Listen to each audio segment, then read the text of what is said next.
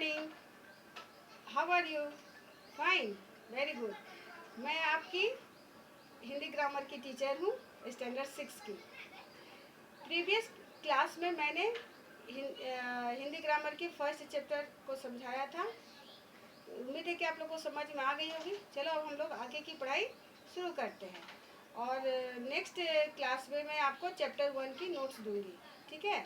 तब तक बुक निकाल लो। अब हम लोग चलते हैं चैप्टर 2 में। Open chapter 2। तो चिल्ड्रन, आप लोगों ने चैप्टर निकाल लिया, ठीक है? चैप्टर का नेम क्या है, शीर्षक क्या है? वर्ण विचार और उच्चारण, यानी ऑर्थोग्राफी एंड प्रोनंसिएशन, है ना? तो आज हम लोग इस चैप्टर के बारे में पढ़ेंगे कि वर्ण क्या होता है। वर्ण विचार यानी वर्ण पर विचार करेंगे कि वर्ण क्या होता है। वर्ण यानी अक्षर। वर्ण क्या है? एक मूल ध्वनि है, यानी एक छोटी सी ध्वनि। ध्वनि मीन्स क्या होता है? आवाज। भाषा की वह मूल ध्वनि जिसके खंड नहीं किए जा सकते उसे वर्ण या अक्षर कहते हैं। मूल ध्वनि। अब यहाँ पर उदाहरण से समझो। जैसे यहाँ पर क्या लिखा हुआ है? का लिखा हुआ है, तो क्या है? एक छोटी सी ध्वनि है। अब आप चाहोगे कि इसको दो टुकड़ा में बांट दे, तो क को दो टुकड़ा में बांट सकते हो? नहीं बांट सकते हो। इसका टुकड़ा नहीं हो सकता, इसका खंड नहीं हो सकता है। तो ये जितने भी क, च, ट, त, प, इसके अलावा और भी वर्ण हैं, अ, आ, ई, क, ख, ग, घ, जो भी वर्ण है वो एक मूल ध्वनि है। इन्हीं वर्णों को मिलाकर शब्द बनता है। तो वो मूल ध्वनि है जिसका हम खंड नहीं कर सकते हैं, ठीक है? तो उसे वर्ण या अक्षर कहते हैं। यानी अ से लेकर औ तक और क से लेकर ग तक सारा वर्ण है, ठीक है? वर्ण समझ में आ गया? वर्ण एक मूल ध्वनि है, यानी भाषा की सबसे छोटी इकाई है जिसके टुकड़े नहीं किए जा सकते, जिसके खंड नहीं किए जा सकते। तो वो क्या कहलाता है? वर्ण या अक्षर। अब आप एक एग्जाम्पल द्वारा समझो। यहाँ पर देखो, आपने वर्ण को मिलाकर एक शब्द बना है। शब्द क्या लिखा हुआ है? गुड़िया, गुड़िया, ठीक है? यहाँ देखो अनार, अनार। यहाँ देखो विद्यालय, यानी गुड़िया, अनार, विद्यालय। तो ये जो शब्द बना है ये कई वर्णों को मिलाकर बना है। अब देखिए गुड़िया में देखिए कितने वर्ण हैं? ग प्लस उ प्लस अड़ प्लस छोटी प्लस य प्लस आ, ठीक है? तो ये जो है ग उ अड़ ई य आ, ये सब है वर्ण, यानी भाषा की सबसे छोटी इकाई, यानी मूल ध्वनि है। इन्हीं ध्वनियों को मिलाकर के ये शब्द बना है। यानी गुड़िया शब्द बनाया गया है किससे? वर्ण की मूल ध्वनि से। बहुत सारे वर्ण को मिलाकर लिखा गया है। अब इसमें से कोई एक वर्ण ले लो। जैसे आपने ले लिया ग, तो क्या ग को बोलेंगे टुकड़ा करो, कर सकते हो? नहीं कर सकते हो। तो भाषा की एक छोटी इकाई कहलाती है वर्ण। उसी तरह से अनार देखो, अ न में आ की मात्रा र, अनार। यानी इसमें कितने वर्ण हैं? अ एक वर्ण है, न दूसरा वर्ण है, आ एक वर्ण, र, यानी टोटल 4 वर्ण है। अ प्लस न प्लस आ प्लस र प्लस अ, यानी टोटल कितने हो गए? 1 2 3 4 5, यानी 5। यहाँ पे तो आपको 4 वर्ण दिख रहे हैं, है ना? तो र के साथ अ तो खुद ब खुद आ ही जाता है। र का उच्चारण करोगे तो अ अपने आप आ जाएगा। लेकिन अगर इसमें से भी अ हट जाता है, और जैसे यहाँ पर देखो र से अ हट गया है, अब ये र का बोलेंगे इसको टुकड़ा करो, तो क्या आप इसको खंड में बांट सकते हो? खंड कर सकते हो? नहीं कर सकते हो। तो वर्ण वही एक छोटी सी भाषा की इकाई है जिसे आप खंड नहीं कर सकते। यानी वर्ण क्या है? एक मूल ध्वनि है। वर्ण क्या है? एक मूल ध्वनि है जिसके खंड नहीं किए जा सकते। इसको तुम वर्ण, इसको तुम यहाँ पर भी देख सकते हो। इसको आप वर्ण बोल सकते हो और अक्षर भी बोल सकते हो।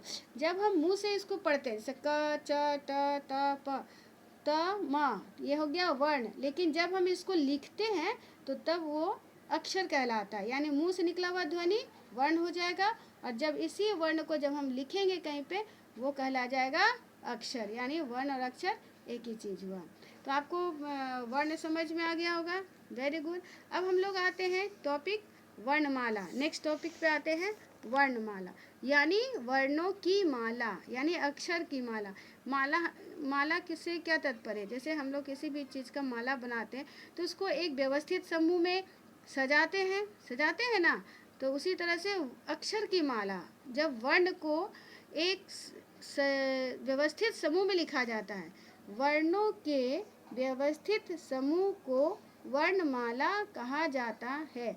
अब आप यहाँ पर देखो, जैसे अ, आ, ई, छोटा ऊ, बड़ा ऊ, री, ए, ऐ, ओ, औ, ये एक व्यवस्थित क्रम में लिखा हुआ है। यानी अ के बाद आ ही लिखाएगा, आ के बाद छोटी ही लिखना है, छोटी ई के बाद बड़ी लिखना है। तो क्या है, ये एक क्रम में सजाया हुआ है। अगर मान लो हमने इसे अ यहाँ लिख दिया, अ यहाँ पे लिखा हुआ है, मान लो अ के बाद ये वाला जो वर्ण है यहाँ पर लिखा हुआ रहता, ये जो वर्ण है यहाँ लिखा हुआ रहता, ये वर्ण यहाँ लिखा हुआ रहता, तो ये वर्णमाला नहीं कहलाता। लेकिन जब हम वर्ण को एक व्यवस्थित ढंग से यानी सजा कर लिखते हैं, यानी अ के बाद आ ही लिखेंगे, आ के बाद छोटी ई, छोटी के बाद बड़ी ई, बड़ी के बाद छोटा ऊ के बाद बड़ा ऊ के बाद री, री के बाद ए के बाद ऐ के बाद ओ और ओ के बाद औ। यानी ये सभी वर्ण एक क्रम में सजाकर लिखा हुआ है, इसी को कहते हैं वर्णमाला। अब आप यहाँ पर देखो, इस पेज में देख लो, पेज 50, यहाँ पर देखो कैसे सजा कर लिखा हुआ है। जैसे क है, क के बाद ख, लेकिन अगर हम इस लाइन को पढ़ते हैं, क, च, ट, त, प, य, श, अंग या अड़ो भी बोल सकते हो, तो ये व्यवस्थित क्रम नहीं हुआ, ये अलग अलग अक्षर हो गया, अलग अलग वर्ण आ गया। लेकिन जब इसको सजा कर लिख रहे हैं, क के बाद ख, ख के बाद ग, ग के बाद घ, घ के बाद अंग, तो ये एक व्यवस्थित समूह है, तो ये कहलाएगा वर्णमाला। यानी वापस इस पेज में आइए, यानी जब हम कि सभी वर्णों को एक क्रम में सजा कर लिखते हैं तो वो कहलाता है वर्णमाला। यानी वर्णमाला आपको समझ में आ गया। और वर्णमाला में कुल वर्ण कितने हैं? 48 है। कुल वर्ण कितने हैं?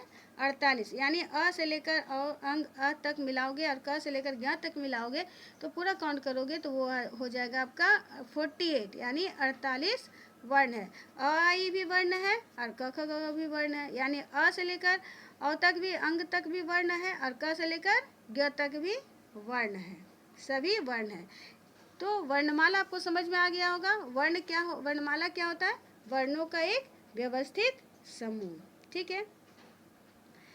और अब हिंदी वर्णमाला के बारे में हम लोग जानेंगे, ठीक है। अच्छे बच्चों, आप लोग तो जानते ही हो कि अ से लेकर औ तक स्वर वर्ण होता है। अब यहाँ पर देखो, ये स्वर है, वर्ण को कई भागों में बांटा गया है, जैसे स्वर, अयोगवा, है ना, स्पर्श स्वर, संयुक्त स्वर, स्पर्श स्वर, संयुक्त स्वर, है ना। इसी तरह से व्यंजन, ये सब वर्ण को विभिन्न भागों में बांटा गया है, ठीक है। आज की क्लास में बस इतना ही, फिर मैं नेक्स्ट क्लास में आपको इससे आगे की पढ़ाई करवाऊंगी। आप इस चैप्टर को अच्छी तरह से रीड करके रखना। नेक्स्ट क्लास में फिर आपसे मिलूंगी। Thank you.